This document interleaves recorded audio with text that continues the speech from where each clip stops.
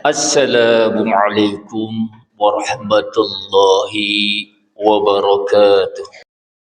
Innal hamdalillah nahmaduhu wa nasta'inuhu wa nastaghfiruh wa na'udzu billahi min shururi anfusina wa min sayyiati a'malina. May yahdihillahu fala mudilla lahu wa may yudlilhu fala hadiya lahu. أشهد أن لا إله إلا الله وحده لا شريك له وأشهد أن محمدا عبده ورسوله. اللهم صل وسلم وبارك على سيدنا محمد وعلى آله وصحبه أجمعين. أما بعد فيا أيها الحاضرون وإياي بتقوى الله وطاعته لعلكم تفلحون. يا أيها الذين آمنوا اتقوا الله اتقوا الله حق تقاته ولا تموتن إلا وأنتم مسلمون. Masyiral muslimin rahimakumullah. Hadirin jamaah salat Jumat yang insyaallah selalu berada dalam naungan rahmat Allah. Tak henti-hentinya kita panjatkan puja dan puji syukur kepada Allah Subhanahu wa taala yang telah memberikan kita nikmat iman dan Islam. Karunia yang teramat besar yang Allah karuniakan kepada hamba-hambanya. Semoga kita selalu termasuk yang mendapatkan hidayahnya serta berada dalam keadaan iman dan Islam hingga akhir hayat kita. Dan tentunya kita bersyukur kepada Allah atas nikmat berbagai kehidupan yang masih diberikan kepada kita, sehingga pada kesempatan ini kita masih dapat beribadah kepadanya, dapat mengingatnya serta memujinya. Pujian hanya layak dimiliki oleh Allah. Alhamdulillah, segala puji hanya milik Allah. Sungguh tidaklah pantas bagi manusia untuk mengharapkan pujian, serta tidak pantas bagi manusia untuk merasa lebih berjasa, karena sungguh sejatinya segala pujian hanya milik Allah Azza wa Jalla. Pada kesempatan yang mulia ini, kami selaku khatib mengajak kepada para hadirin sekalian, marilah kita senantiasa meningkatkan keimanan dan ketakwaan kita kepada Allah Subhanahu wa taala. Takwa dalam arti senantiasa berupaya dan berusaha untuk selalu menghadirkan Allah dalam setiap situasi dan kondisi dengan cara senantiasa berzikir dan melaksanakan segala perintahnya. Takwa dalam arti kita senantiasa melibatkan Allah dalam setiap persoalan yang kita hadapi dengan cara berdoa, memohon pertolongan dan bermunajat kepadanya, sehingga akan menimbulkan ketentraman dan ketenangan dalam setiap kehidupan kita. Dan tentunya salawat serta salam semoga selalu terlimpah curah tak henti-hentinya kepada baginda Nabi besar Muhammad sallallahu alaihi wasallam beserta keluarga dan para sahabatnya. Masyiral muslimin rahimakumullah. Pada kesempatan siang hari ini, insyaallah sebentar lagi kita akan memasuki bulan Zulhijjah, di mana pada bulan tersebut adalah merupakan salah satu dari 4 bulan haram yang dimuliakan Allah Subhanahu wa taala, yang mana 10 hari pertamanya merupakan hari-hari terbaik untuk beramal. Ma min ayyamil amalus salih fiha ahabbu ilallah min hadhil ayyam, yakni ayyamal ashr. Sehingga pada kesempatan siang hari ini insyaallah khatib akan membawakan beberapa hikmah dari ibadah kurban yang insyaallah dalam beberapa hari lagi kita akan memasuki ataupun mengadakan momen Idul Adha tersebut. Masyiral muslimin rahimakumullah. Sebentar lagi kita akan memasuki bulan Zulhijjah. Semoga Allah Subhanahu wa taala masih memberikan kita nikmat hidup, badan yang sehat dan istiqomah dalam iman dan Islam. Untuk itu sudah sangat layak kita bersyukur kepada Allah Subhanahu wa taala dengan ucapan alhamdulillahirabbil alamin. Jamaah salat Jumat rahimakumullah. Kita insyaallah akan merayakan salah satu hari besar Islam, yaitu hari raya Idul Adha, atau juga sering kita sebut dengan hari raya Idul Kurban. Karena pada hari itu ada satu ibadah khusus yang Allah syariatkan bagi kita, yakni ibadah kurban. Ada banyak sekali hikmah dan keutamaan dari ibadah kurban ini. Di antaranya adalah yang pertama, ibadah kurban merupakan bukti syukur kepada Allah Subhanahu wa taala. Dalam surat yang paling pendek dalam Al-Qur'an, Allah berfirman, "Inna a'tainakal kautsar." Sungguh kami telah memberikan kepadamu nikmat yang banyak. Berapa banyaknya? Wa in ta'uddu nikmatallahi la tuhsuha. Jika kamu hendak menghitung banyaknya nikmat Allah itu, maka kamu pasti tidak akan pernah sanggup menghitungnya. Dalam ayat lain Allah jelaskan lagi, "Wa ma bikum min ni'matin faminallah." Kenikmatan apa saja yang kamu rasakan, semuanya dari Allah Subhanahu wa taala. Lalu, bagaimana cara kita mensyukuri semua nikmat Allah itu? Maka lanjutan ayat yang pertama khatib sampaikan tadi, "Inna a'tainakal kautsar fasholli li rabbika wanhar." Maka dirikanlah salat karena Tuhanmu dan berkurbanlah. Alhamdulillah, siang hari ini ringan kaki kita melangkah, tangan terayun untuk datang ke masjid yang kita cintai ini, Masjid Miftahul Jannah, untuk melaksanakan sholat Jumat. Salah satu bentuk ungkapan rasa syukur kita kepada Allah Subhanahu wa taala atas nikmat sehat, atas nikmat hidup yang Allah berikan. Namun belum cukup hanya dengan sholat Jumat, tak cukup hanya dengan sholat fardu, tapi Allah juga perintahkan kita untuk berkurban. Sebagai tanda ungkapan syukur kepadanya atas segala nikmat yang telah diberikannya, terutama atas nikmat harta yang telah Allah cukupkan dan Allah lebihkan untuk kita semua. Maka marilah kita bertanya pada diri kita, sudahkah kita mendaftarkan diri kepada panitia? Sudahkah kita sisihkan sebagian harta kita, sebagian dari nikmat Allah itu untuk melaksanakan ibadah kurban? Jamaah Jumat rahimakumullah. Hikmah kurban yang kedua,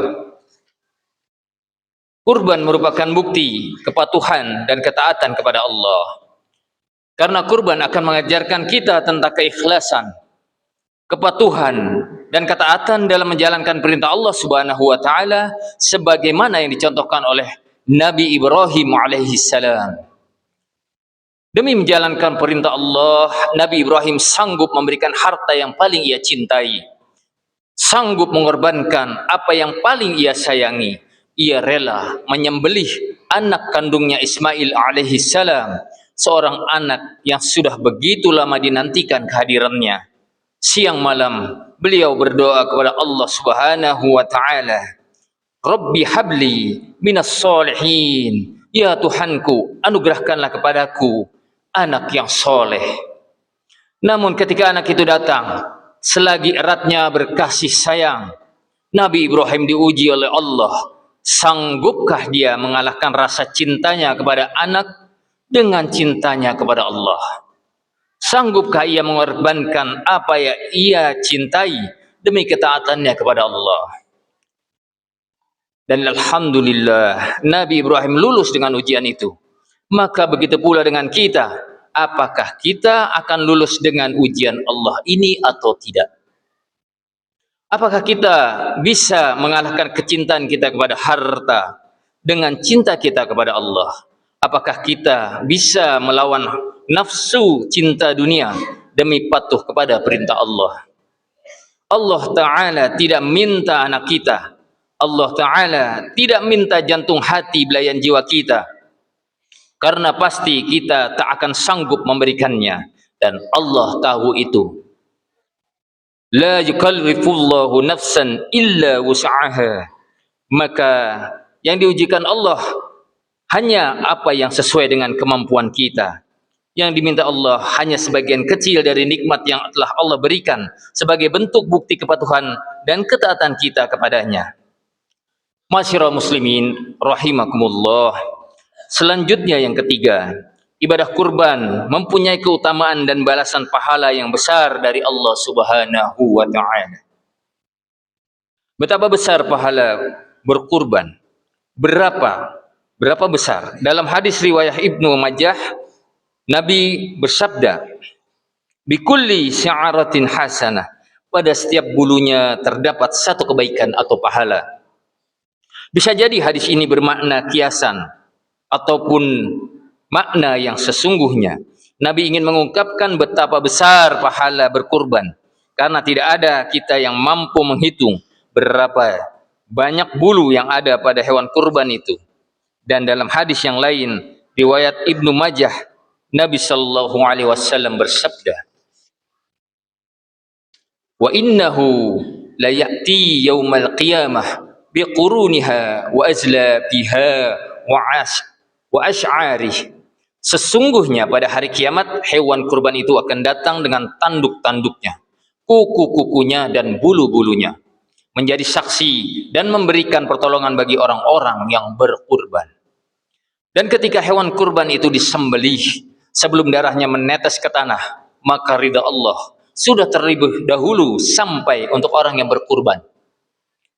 Ampunan Allah atas dosa-dosanya telah lebih dahulu sampai untuk orang-orang yang berkurban itu. Maka berbahagialah, wahai orang-orang yang sudah ikut berkurban tahun ini, yang telah bersiap diri, mempersiapkan dirinya serta telah mendaftar. Dan merugilah orang-orang yang masih menunda untuk berkurban padahal dia sesungguhnya mampu. Karena tak ada yang bisa menjamin apakah kita masih akan hidup tahun depan dan bertemu dengan Idul Adha kembali. Kalau tahun ini kita mampu berkurban, mari kita tunda. Tapi kita tunda dan ternyata Idul Adha tahun depan umur kita tidak sampai, maka sungguh penyesalan tiada berguna yang akan kita rasakan seperti orang-orang diceritakan oleh Allah dalam Al-Quran. Fayaqul rabbi laula akhartani ila ajalin qarib. Ya Rabb, andai engkau tangguhkan kematianku, andai engkau hidupkan aku kembali walau sesaat, walau sebentar saja. Fasaddaqa wa akum minas solihin, maka aku akan bersedekah dan melakukan amal soleh. Tapi itu sudah terlambat, hanyalah penyesalan yang tiada bermakna. Maka hilangkanlah keraguan di hati kita. Buang jauh-jauh pikiran yang menganggap bahwa harta akan berkurang kalau kita berkurban. Karena Allah Subhanahu wa taala berjanji dalam Al-Qur'an, "Wa ma anfaqtum min syai'in fahuwa yukhlifu wa huwa khairur raziqin." Dan setiap harta yang kamu infakkan maka Allah akan menggantinya dan dialah pemberi rizki yang sebaik-baiknya. Inilah jaminan dari Allah dan Rasulnya bagi orang-orang yang bersedekah dan berinfak di jalan Allah. Allah akan memberikan ganti yang lebih baik dari apa yang telah mereka sedekahkan itu. Maka mari kita yang sudah terdaftar ikut berkurban tahun ini, alhamdulillah, mudah-mudahan tetap istiqomah setiap tahunnya. Bagi yang belum, padahal dia sudah mampu, maka ingatlah peringatan Nabi Muhammad sallallahu alaihi wasallam, "Man wajada sa'atan fala yusahhi fala yaqrabanna musallana." Siapa yang punya kelapangan rezeki, yang punya kemampuan tapi tidak berkurban, maka jangan mendekati tempat sholat kami.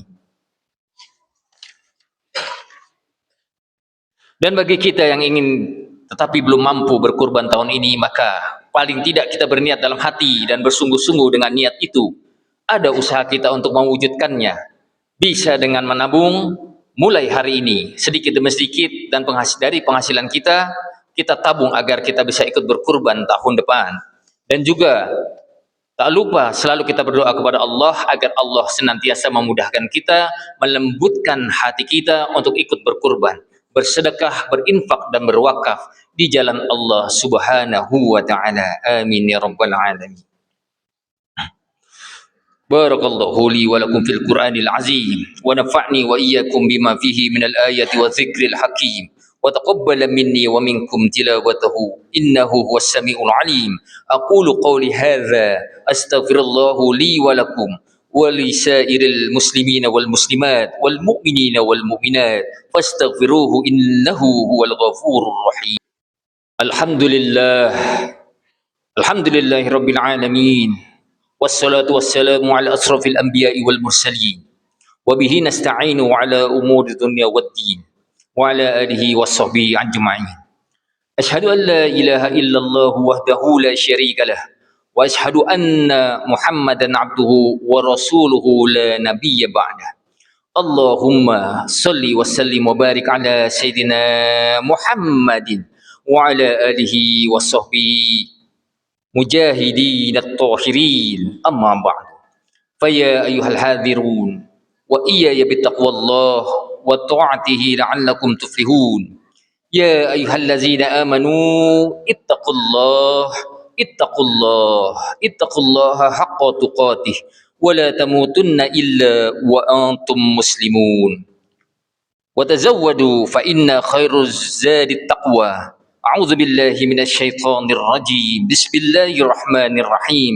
إن الله وملائكته يصلون على النبي يا أيها الذين آمنوا صلوا عليه وسلموا تسليما. اللهم صل على سيدنا محمد وعلى آل سيدنا محمد كما صليت على سيدنا إبراهيم وعلى آل سيدنا إبراهيم، وبارك على سيدنا محمد وعلى آل سيدنا محمد كما باركت على سيدنا إبراهيم وعلى آل سيدنا إبراهيم إنك حميد مجيد. اللهم اغفر للمسلمين والمسلمات والمؤمنين والمؤمنات الأحياء منهم والأموات إنك سميع قريب مجيب دعوات. اللهم اغفر لنا ولوالدينا وارحمهما كما ربيانا صغارا، ولجميع المؤمنين والمؤمنات والمسلمين والمسلمات الأحياء منهم والأموات إنك على كل شيء قدير.